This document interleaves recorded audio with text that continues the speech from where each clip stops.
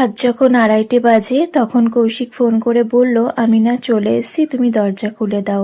ও তো ওই 12টার পরপর বেরিয়ে গেছিল, আর তারপর আমি দরজা দিয়ে একদম ছেলে নিয়ে ঘুমিয়ে পড়েছিলাম।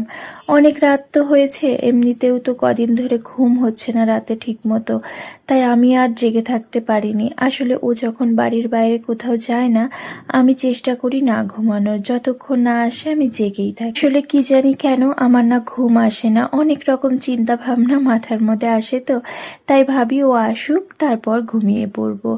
আর ততক্ষণ আমি ফোনে নিজের কাজগুলো করতে থাকি। আজকে আর সেটা করতে পারিনি, ঘুমিয়ে আজ সকালেও না কৌশিক ঘুম থেকে ওই 6টার মধ্যে উঠে পড়েছে, তখনই আমাকে ডাকলো, বলল ওঠো, ছেলের তো আবার ড্রয়িং আছে, তুমি কাজগুলো করে নাও, আমিও একটু বাজারে যাই।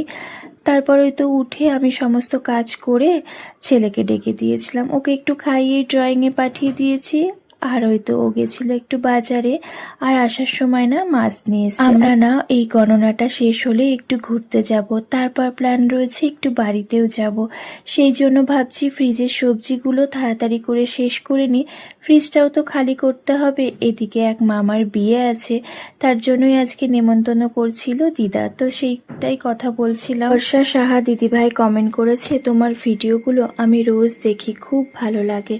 অনেক ধন্যবাদ গো তোমাকে, খুব ভালো থেকো তুমি, আর এইভাবেই সুন্দর করে কমেন্ট করতে থেকো। দেখো না, কালকেই এত মেঘ করে বৃষ্টি হলো, ঝড় হলো, আজকে এত সুন্দর রোদ উঠেছে, আর সুন্দর করে গরমটাও পড়েছে জানো তো।